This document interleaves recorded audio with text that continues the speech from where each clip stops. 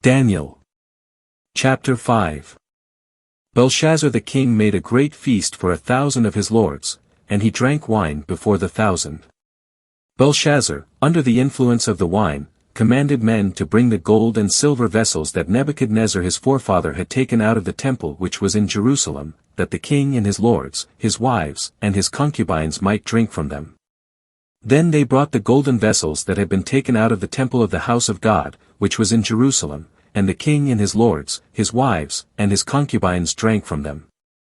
They drank wine and praised the gods of gold and of silver, of bronze, iron, wood, and stone. At that moment the fingers of a man's hand came forth and wrote opposite the lampstand upon the plaster of the wall of the king's palace. And the king saw that part of the hand that wrote. Then the king's countenance changed and his thoughts alarmed him, and the joints of his hips loosened and his knees began to knock together. The king cried loudly to bring the conjurers, the Chaldeans, and the diviners. The king responded and said to the wise men of Babylon, "Any man who reads this writing and declares its interpretation to me shall be clothed in purple and shall have a chain of gold around his neck and shall rule as the third ruler in the kingdom." Then all the king's wise men came, but they could not read the writing nor make its interpretation known to the king. Then King Belshazzar was greatly alarmed, his countenance was further changed, and his lords were perplexed. The queen mother, because of the words of the king and his lords, came to the banquet house. The queen mother responded and said, "O king, live forever. Do not let your thoughts alarm you, nor let your countenance change. There is a man in your kingdom in whom is a spirit of the holy gods, and in the days of your forefather light and insight and wisdom like the wisdom of the gods were found in him. And King Nebuchadnezzar your forefather, O king, made him chief of the magicians, conjurers, Chaldeans, and diviners. Because an excellent spirit and knowledge and insight, and the interpretation of dreams, the declaring of riddles, and the resolving of problems were found in this Daniel, whom the king named Belteshazzar. Let Daniel now be called, and he will declare the interpretation." Then Daniel was brought before the king. The king responded and said to Daniel, "Are you Daniel, one of the captives of Judah, whom my forefather the king brought from Judah? Now I have heard about you that a spirit of the gods is in you and that light and insight and surpassing wisdom are found in you. And now the wise men, the conjurers, have been brought in before me that they might read this writing and make its interpretation known to me, but they cannot declare the interpretation of the thing. But I have heard about you that you can give interpretations and resolve problems. If you can now read the writing and make its interpretation known to me, you shall be clothed in purple and shall have a chain of gold around your neck and shall rule as the third ruler in the kingdom." Then Daniel answered and said before the king, "Let your gifts remain with you, or give your rewards to another, nevertheless I will read the writing for the king and make the interpretation known to him. Regarding you, O king, God the Most High gave to Nebuchadnezzar your forefather kingship, greatness, glory, and majesty. And because of the greatness which he gave to him, all peoples, nations, and languages trembled and feared before him, whomever he wished he slew, and whomever he wished he kept alive, and whomever he wished he raised up, and whomever he wished he brought down. But when his heart was lifted up and his spirit became so arrogant that he conducted himself in pride, he was deposed from his royal throne, and his glory was taken away from him. And he was driven from the sons of men, and his heart was made like that of the beasts, and his dwelling place was with the wild donkeys. Men fed him with grass as they do bulls, and his body was wet with the dew of heaven, until he came to know that God the Most High is the ruler over the kingdom of men and sets over it whomever he wills. And you his descendant, Belshazzar, have not humbled your heart, though you knew all this. But you have exalted yourself against the Lord of the heavens, and they have brought the vessels of his house before you, and you and your lords, your wives, and your concubines have drunk wine from them, and you have praised the gods of silver and of gold, of bronze, iron, wood, and stone, which do not see nor hear nor know. But the God in whose hand is your breath and to whom all your ways belong, you have not honored." Then that part of the hand was sent from before him, and this writing was inscribed. And this is the writing that was inscribed, Mean, Tekel, a parson. This is the interpretation of the matter. Mean, God has numbered your kingdom and brought it to an end. Tekel, you have been weighed in the scales and found to be lacking. Perez your kingdom has been divided and given to the Medes and Persians. Then Belshazzar commanded, and they clothed Daniel in purple and put a chain of gold around his neck, and they made the proclamation concerning him that he should rule as the third ruler in the kingdom. In that very night Belshazzar the Chaldean king was slain. And Darius the Mede received the kingdom at about the age of 62. Daniel. Chapter 6. It pleased Darius to set up over the kingdom 120 satraps, who would be throughout the whole kingdom. And over them, 3 chief ministers of whom Daniel was one, so that these satraps might give account to them and the king might not suffer loss. Then this Daniel distinguished himself among the chief ministers and satraps because in him there was an excellent spirit, and the king considered setting him over the whole kingdom. Then the chief ministers and satraps sought to find a ground for accusation against Daniel from the perspective of the kingdom, but they could find no ground for accusation or fault, inasmuch as he was faithful, and no negligence or fault was found related to him. Then these men said, "We will not find any ground for accusation against this Daniel unless we find something related to him due to the law of his God." Then these chief ministers and satraps came to prevail upon the king and said thus to him, "King Darius, live forever.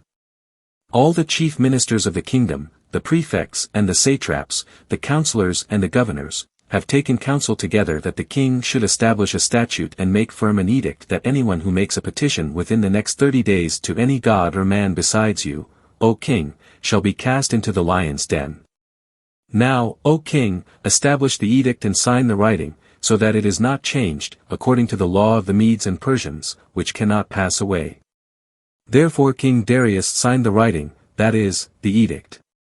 Now when Daniel came to know that the writing had been signed, he went to his house. In his upper room he had windows open toward Jerusalem, and 3 times daily he knelt on his knees and prayed and gave thanks before his God, because he had always done so previously. Then these men assembled and found Daniel making petition and supplication before his God. Then they came near and spoke before the king concerning the king's edict. "Did you not sign an edict that anyone who petitions, within the next 30 days, any god or man besides you, O king, shall be cast into the lion's den?" The king answered and said, "The thing is certain, according to the law of the Medes and Persians, which cannot pass away." Then they answered and said before the king, "Daniel, one of the captives from Judah, has not respected you, O king, or the edict that you have signed, but 3 times daily makes his petition." Then the king, when he heard the thing, was very displeased with himself and set his heart on delivering Daniel, and until the sun set, he made efforts to deliver him. Then these men came to prevail upon the king and said to the king, "Know, O king, that it is the law of the Medes and Persians that no edict or statute which the king establishes can be changed." Then the king commanded, and they brought Daniel and threw him into the lion's den. The king responded and said to Daniel, "Your God, whom you serve continually, he will deliver you." And a stone was brought and set over the mouth of the den.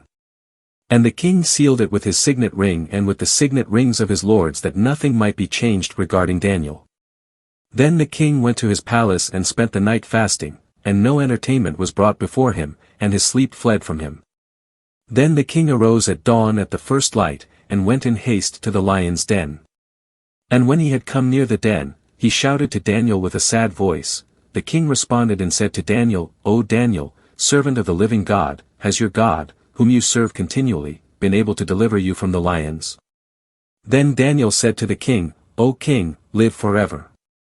My God has sent his angel and has shut the lion's mouth, and they have not hurt me, inasmuch as before him innocence was found in me, and also before you, O king, I have done no harm." Then the king was very pleased concerning him, and he commanded that they take Daniel up out of the den. So Daniel was taken up out of the den, and he was found completely unhurt, because he had trusted in his God.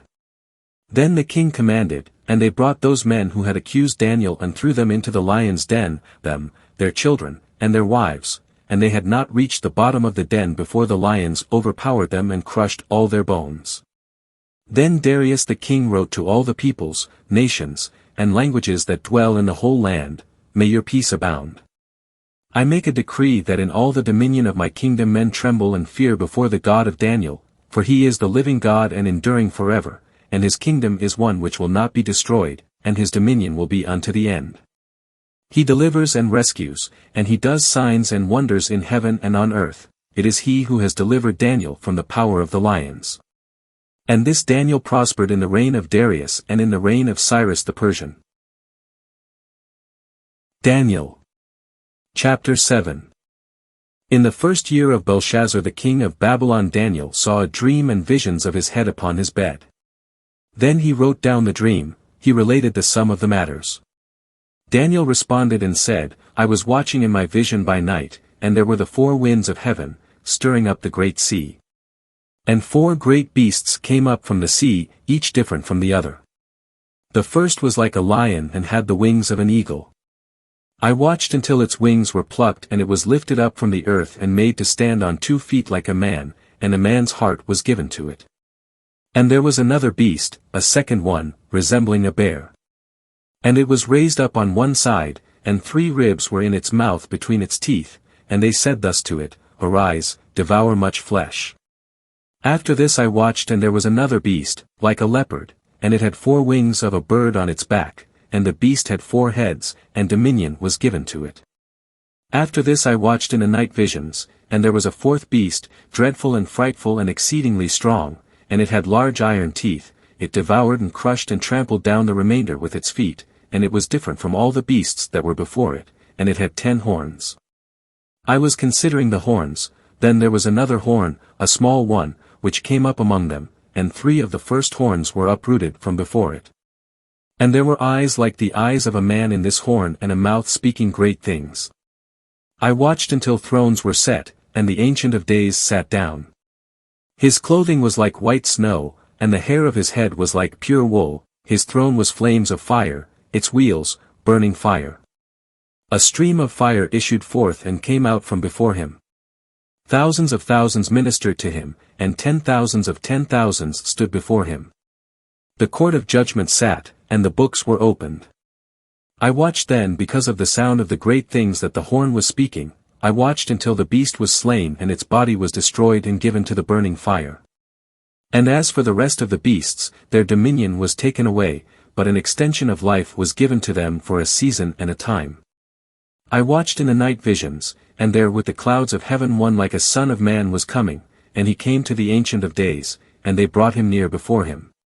And to him was given dominion, glory, and a kingdom, that all the peoples, nations, and languages might serve him.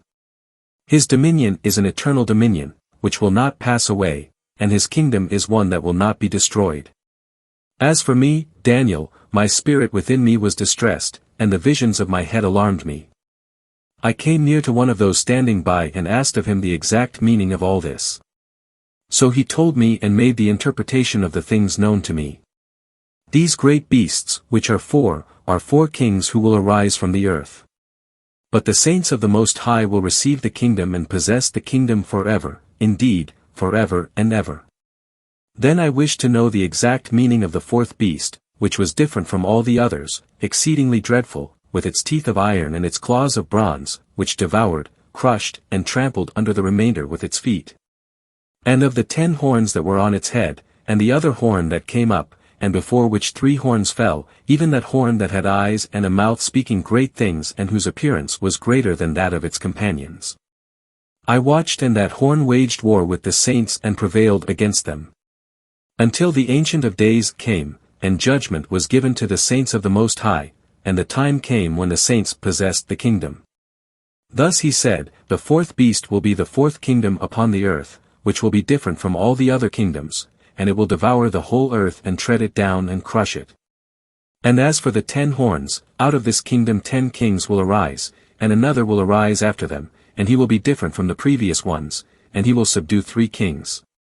And he will speak things against the Most High and wear out the saints of the Most High, and his intention will be to change the times and the law, and they will be given into his hand for a time and times and half a time. But the court of judgment will sit and they will take away his dominion, so as to annihilate and destroy it unto the end.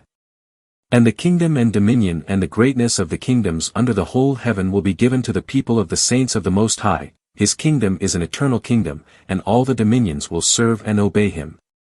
Here is the end of the matter. As for me, Daniel, my thoughts alarmed me greatly, and my countenance was changed, but I kept the matter in my heart.